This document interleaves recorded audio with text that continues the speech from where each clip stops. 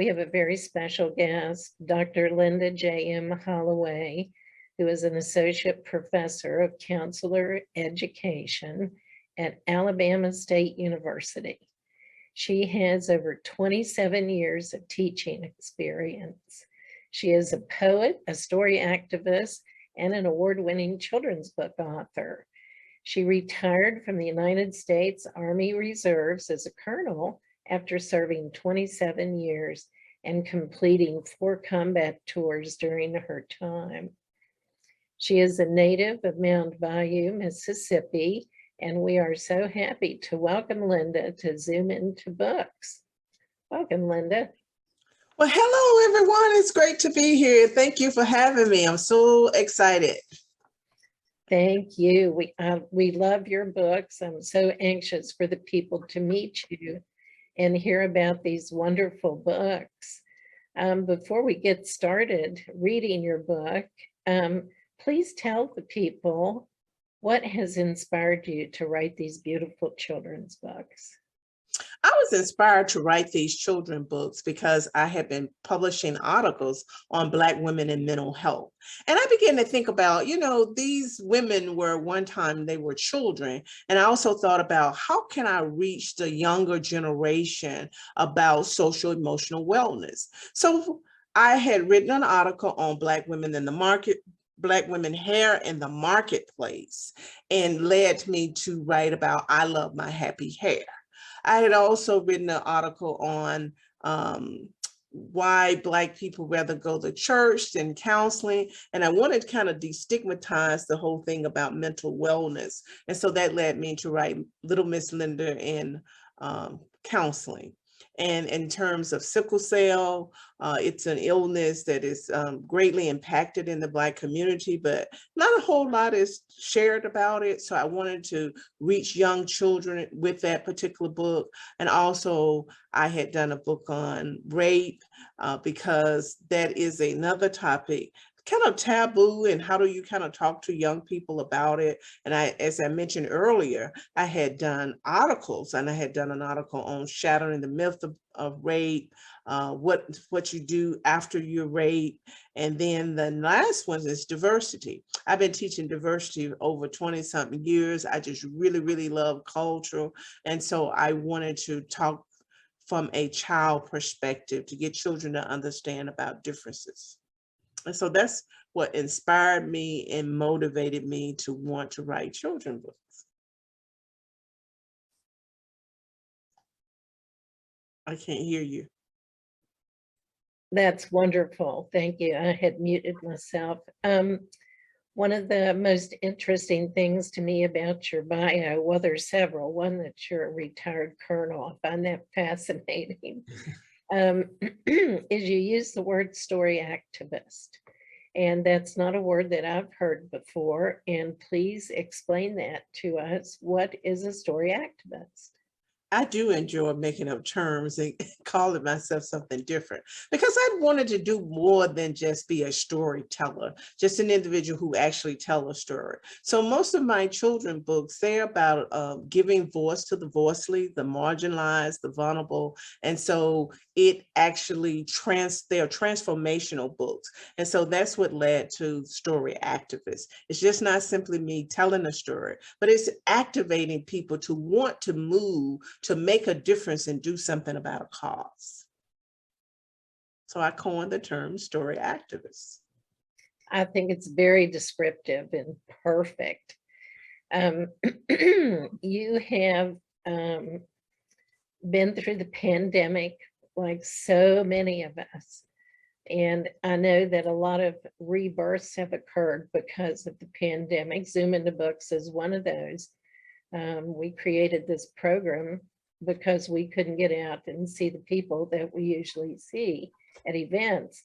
So tell us how the pandemic impacted you and your students, and was that also inspirational for your books? Yes. Like everyone else around the world, it was impacted because you were able to go in person, and I like to dramatize my story. So obviously that didn't allow me to do that, but it did allow me, on the upside, allow me to learn about technology and then realize that I could reach more people and then I could do a lot of different things even with that. And so I just really appreciate you for having Zoom in the book, because even when you're able to geographically go to one particular area, you're kind of just restricted to that area. But, being online, several different classrooms can actually come in. So I kept kind of to approach things from the upside. What are some positive things that has happened as a result of the pandemic? And like I said, it's allowed me to look at how to use technology to my advantage to reach more people and to be able to get the stories out. That's wonderful. Thank you. I know that you have, is it 5 books in your series? Yes, absolutely. It's Okay. 5. And today you're going to read, is it the first book? Yes, my debut book. My debut book. I love my happy. Yes. All right. Well, please go ahead and share your screen and read your book. I love my hair.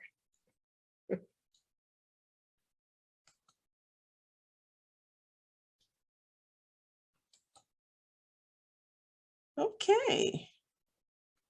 So today, boys and girls, I will be reading the book, I Love My Happy Hair. It is written by Dr. Linda J.M. Holloway and is illustrated by Ron Battle. But before I get started, I just want to kind of tell you a little bit about the book. The book is a young girl. She really just does not like her hair, but her mother encouraged her to love her hair. And towards the end of the book, she really begins to like her hair. But one of the things I like to do before I get started is I like to say, it's reading time. So how many can say that it's reading time? So what time is it? I can't hear you. It's reading time. Good. What time is it? It is reading time. So we about to read a wonderful book. Once upon a time, there was a little girl by the name of Linda. She had 7 sisters and 2 brothers. She lived on a farm with her parents in Mount Bayou, Mississippi. This is a very special town because it was found by 2 former slaves in 1887. Mr. Isaac Montgomery and Benjamin T. Green. Linda was the youngest of her siblings. She was favorably called Little Miss Linda by her family and closest friend. She really liked that name. It made her feel really special since she was the baby of her family. And you can see in this picture, they're jumping rope, playing ball, and even swinging. Anybody know about a swinging? Having a swing in a tree?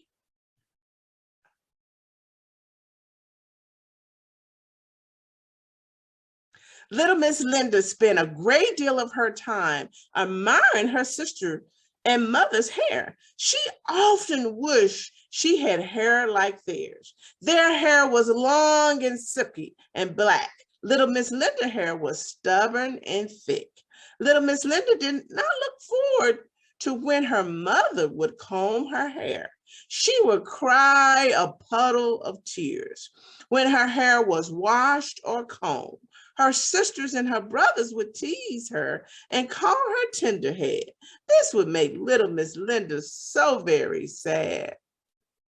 And you can see little Miss Linda is admiring her sister and her mother's hair. And you can also see little Miss Linda being really, really sad. And her brothers and her sister are teasing her. Little Miss Linda's mother would sit her between her legs on a stool.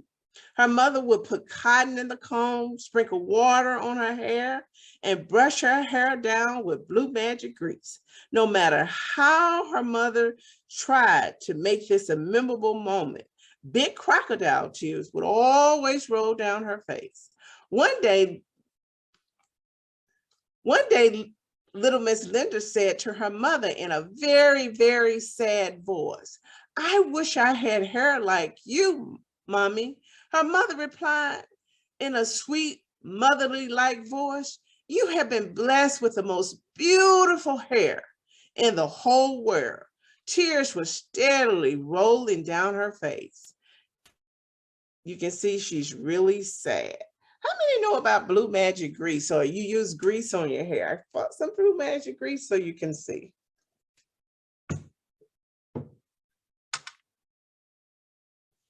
Little Miss Linda shouted to the top of her little voice, "No, I think my hair is very ugly. I do not believe God likes me, and that is why he is giving me kinky, nappy hair, Mommy.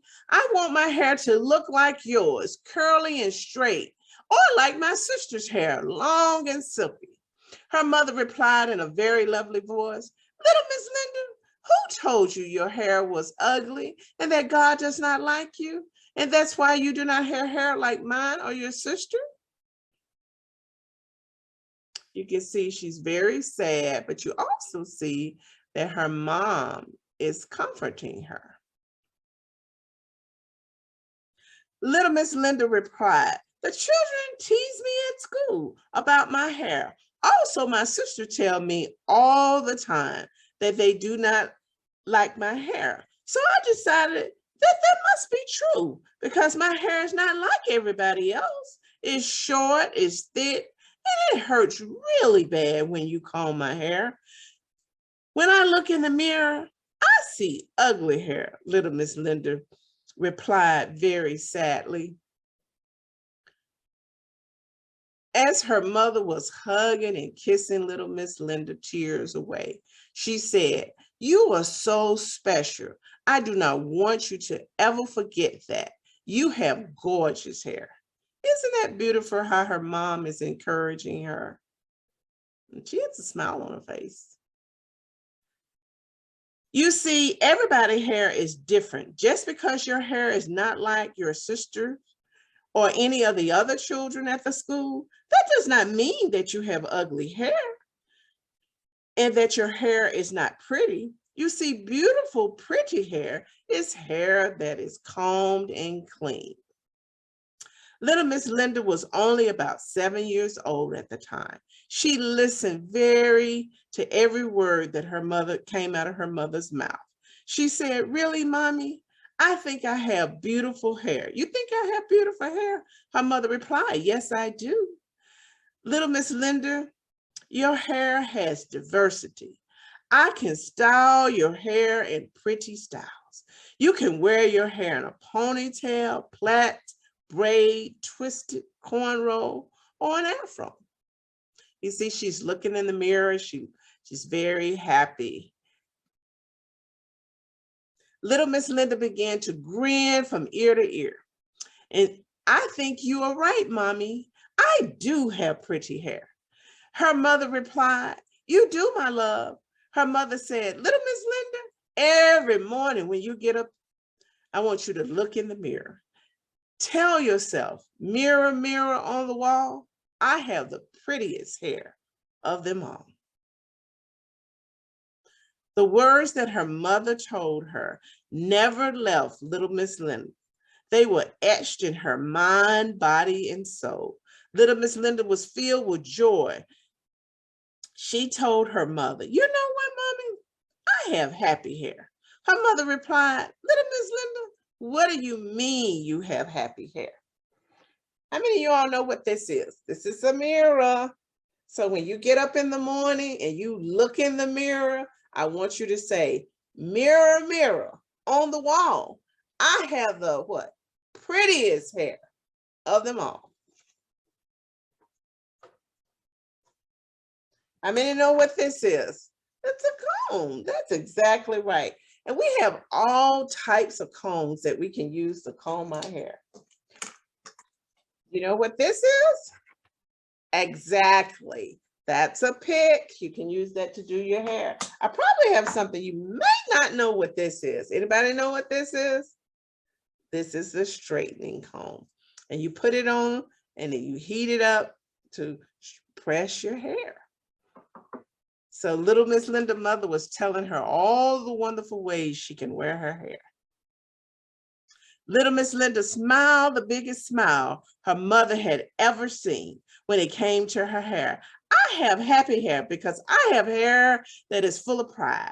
I have hair that comes from kings and queens of Africa. Happy hair is simply the way your hair grows out of your head. Black girls' hair rock, whether it's kinky, dreaded, plaited, twisted, braided, cornrow, straight, curly, nappy, short, or long. It is happy hair. Little Miss Linda's mother could not stop smiling. She was so happy to finally see little Miss Linda celebrating her hair for the first time. From that day forward, little Miss Linda was never sad about her hair, no matter what her sisters or the children at school said about her hair. Little Miss Linda made up her mind that she would never again be bullied by her hair. And you can see she had on a crown and she's feeling really happy about her hair. Little Miss Linda made up a song and she began to sing that song out loud. She even taught it to her classmate, and it's called the Happy Hair Song. And little Miss Linda would like to teach you all the song today. So sing along with me. Are you ready? Okay, good. It's called I Love My Happy Hair. If you love your happy hair, clap your hands. If you love your happy hair, snap your fingers. If you love your happy hair, shake your head from side to side. If you love your happy hair, do the Charlie Brown. Come on, do the Charlie Brown. Get on down. If you love your happy hair, shout out loud, I love my happy hair. Let's do it again. If you love your happy hair, clap your hands. If you love your happy hair, snap your fingers. If you love your happy hair, shake your head from side to side. If you love your happy hair, do the Charlie Brown. If you love your happy hair, shout out loud, I love my happy hair. You guys did a great, great job. But little Miss Linda didn't stop there because she did not want people bullying people about their hair. So she's gone all around the world to do an anti-bully hair campaign pledge. And she gets students to sign it. And she wants you all to participate today. So where it has the line I, you put your name. I, Linda Holloway, promise from this day forward to never tease, laugh, or make fun of anyone's hair. I will stand up, speak up, and challenge anyone who does. I pledge to always be mindful that the way people's hair grows on their head is an amazing gift. And I strongly believe everyone has happy hair. So then, I get the children to sign it and date it, and another child in the class will witness it. I also do what I call LOLs, with a learning out loud, with I love my happy hair. And it just depends on the audience, if they're young or older, how I go about, we talk about hair bullying, hair esteem, and so, their own hair story. So I have included these questions in here. And I'm proud to say I Love My Happy Hair won the New York City Big Books Distinguished Favorite Award for 2021. Thank you so much for listening.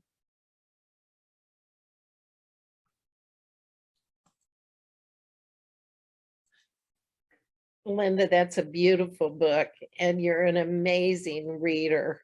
I know the kids love that. And I want to welcome again everyone who's joined us on Facebook today.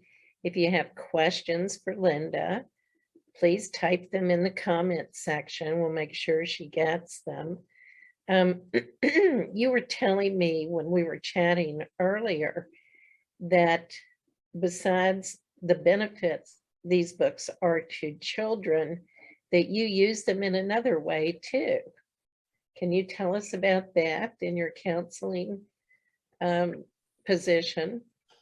I teach graduate students. And so in the various classes that I teach, I have incorporated them. And of course, they are in line with the class. Say, for example, I teach career counseling. And so we talk about hair in the workplace because people have lost their job because of the way they wore their hair. And so they read, I Love My Happy Hair, and we talk about it. We also have in counseling what we call Biblic Therapy, and that is where you can take books and you can read them, obviously, and say, take a book and you feel better. But the same way when people have gone to movies, but a book will help to empower. So I use it. And from that perspective, if you most people have seen I Love My Happy Hair, but with Little Miss Linda Goes to Counseling, I use this particular book in my diversity class because I want to destigmatize counseling in the Black community. And it's okay to seek counseling. So this book did win the New York Book Award in 5 favorites. So I use it in that class. That's wonderful. I think that there are a lot of people who don't realize the benefits children's books do have for adults too. Whether it's counseling, I know some of the, a lot of our children's books do go to older people, nursing homes, retirement communities too. But to use them in the way that you're using them, I think is totally unique and wonderful. And of all the forms of bullying about hair is not something that people talk about or probably even think about. And I think that's amazing what you've done with this. Do you have, would you please show us your other books that you have? Yes, I have the sickle cell book, and the sickle cell book actually won the Moonbeam Award and it got 5 stars for reader's favorite. So that's my sickle cell book. And I use my sickle cell book in my human growth and development counseling across lifespan to talk about illness that can impact children. This is Little Miss Linda Speaks Out About Rape. I use this one in my group class because they have to develop a group plan for college students as they deal with rape. And so this is my diversity book, my favorite, one of my favorite. And it got the 5-star reader favorite award, so I'm excited about that. And even though it talks about diversity, I actually address colorism. And oftentimes people want to know, what is colorism? It has to do with pigmentation of people's skin. So, some people are treated differently because of being dark-skinned versus light-skinned. And so we talk about that. So those are my 5 books. And thank you for giving me the opportunity to share them. Absolutely. I think they're all very important and welcome in the children's book genre for sure. Another thing that you do, which I read in your bio, is you have a personal ministry called Women Without Limitations. Would you like to tell us about that, please? Absolutely. I am a God-fearing woman who loves the Lord. So Women Without Limitation actually deal with me actually looking at the various women's in the Bible and really just taking a look at how they devour culture and push beyond those norms and values. Say, for example, when you look at the woman at the well, she was a Samaritan woman. She was not supposed to be alone talking with Jesus. So it's about that, but also letting women know that there aren't any boundaries, that there are different things that they can do. As you mentioned earlier about me being in the military, sometimes we can feel as if we are in these boxes because of what society say that we are supposed to do. However, we have come a long way, even in terms of changing the language. We used to have policemen, now we have police women. So there's been a lot of changes in those areas. So Women Without Limitations is as a ministry that just encourage women through the word of the Lord. I think your time in the military is remarkable. Thank you for your service, for sure. Tell us It's unusual for a woman to do what you have done in the military, I think. Would you like to tell us a little bit about that? And would you encourage others to join the military or the reserves? Let me start off with the latter part of that question. Absolutely, yes, I would encourage, because it builds character. You get to meet and interact with different people. You learn team building skills. So there's just so much in terms of growth. It's an opportunity to serve a country in which you live. So you don't just occupy space, you're giving back to a place of that's freedom and has done many things so that allow you to have the life that you live. So I definitely believe in service and giving back. So in terms of talking about my experiences were very unique. I was in the Medical Service Corps, and I spent a lot of time in the Medical Service Corps. But when I deployed, believe it or not, I actually got the opportunity to do female engagement teams. They were called FETs. And so we would go out into the communities to work with women and children. So I did a lot of work around that area, because I actually was convincing people that we will not change these environments until we tap into the women that in these particular environments. Even though it's a patriarchal society, I believe that the women held a lot of power. And so being able to work with the women and children, because in those various situations, sometimes they would do certain things to make money. And so if we could provide for them their basic needs, some of the things they needed, then we could help change the dynamics of various things. So that's kind of a That's, short version. that's really interesting. I've never heard about the, what'd you call it, the female Engagement teams. engagement teams.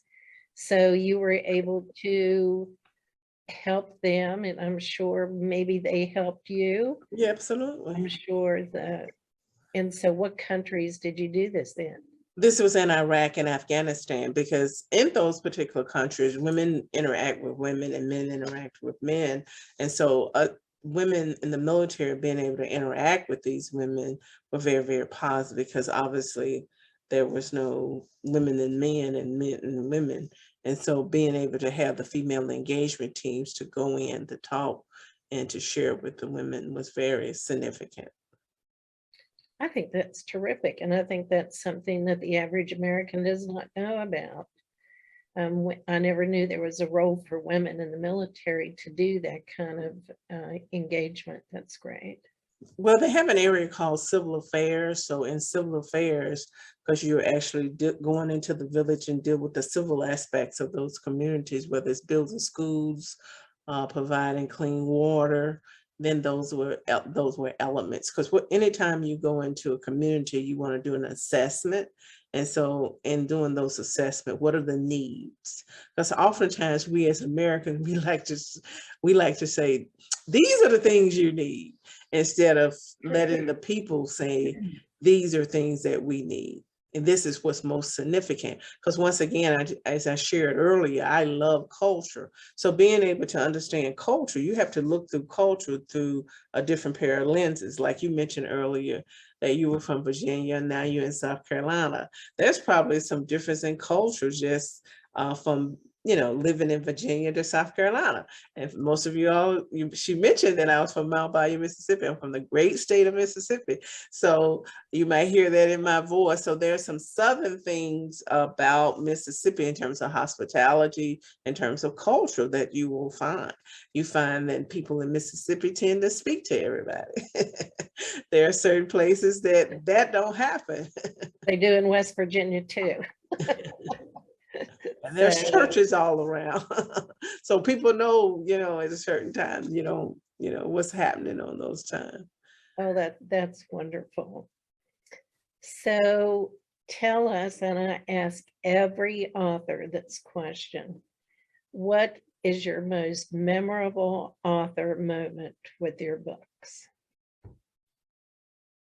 My most memorable author moment is being able to, and I won't talk about from the logistics perspective, I'm gonna talk about from being able to, because I see my books as like my children, I birthed them. And so being able to get out and interact with children and just see them light up, just, so that's my most memorable, to see them come alive when I am doing the storytelling. That is my most memorable moment, to know that I can touch young people's lives. I think most authors do feel that way. It's very rewarding when that happens in the classroom or even virtually. What advice would you give first-time authors who want to write a children's book? I would say write, and I know that sounds very simplicity, but I would say start writing, and don't be afraid, just step out and do that. But I also would say do your homework, do some research, and find out what other people have already done in those particular genres that you might be writing in, so that you can get an idea of what's currently out there. So I would definitely say do those. I would also say collaborate and talk with other authors um, who are in that area, so that you can just, pick their brain and learn from them, and also get some mentorship. That's sound advice, that's for sure. So we do have a question from Facebook. They want to know what's next for you, what's coming up. You have new books on the horizon? I do. I do. I actually have Bad Girls of Montgomery, but BAD stands for bold and determined. So these are women who were actually participated in the Montgomery boycott movement that you don't often hear about. We hear about Rosa Parks, but there were several other women, like Dr. Joanne Robinson, because I'm currently at Alabama State University. So Joanne Robinson actually started the Montgomery boycott bus movement in the bottom of the basement of the council building here on our lovely campus. Wow. And so oftentimes people do not hear about that. So it will be doing that. And then I'm also going to take a look at divorce and in terms of working with children, and as well as death. So those are the things that I have. But when people always say, what's next for me? I actually like to do deep dive with the books that I currently have. And as I mentioned earlier, I have the LOL, so I will continue, because one of my things is children and mental wellness. And so I want to continue to create safe and brave places in terms of where they can talk about their emotion. Because we often ask, certain questions, but I'd like to know, like, how are you doing emotionally? Because we do have a high suicide rate. We do know that children are having a very difficult time with the pandemic, because cognitively, they're just not able to understand everything that's going on. They're dealing with multiple deaths, just trying to understand, in school, out of school, or not in school. So I want to continue to do deep dive and working in terms of social emotional wellness with children. So that's really what's next for me, even though I have some books that are coming out. That's terrific. That's great. So for those who are watching, there are links to all of Linda's books in the Facebook book comments. Are available on Amazon. Linda, how can people get in touch with you for speaking engagements and visits, whether in person or virtual? Can you please tell us that? LindaHollowaySpeak at gmail.com. LindaHollowaySpeak at gmail.com. And it's not grammatically correct, so it doesn't have an S on speak. For some reason, wouldn't let me do that. So it's my name and then speak at gmail.com. Okay, I'm adding that to the Facebook feed so people can email you directly. And where are you located? I don't think that we talked about that. I'm Currently located in the great city of Montgomery, Alabama. I'm in Montgomery, Fantastic. Alabama. Well, our time has come to a close. Linda, I want to thank you so much for coming on Zoom into Books. You have been your books are amazing, and I hope that people do get in touch with you so you can spread the word about these books. And when your new books are out, give me a call or an email. I'd love to have you come back. Oh, thank you so much. Bye, everybody. Thank you. And thank you, everyone, for joining us.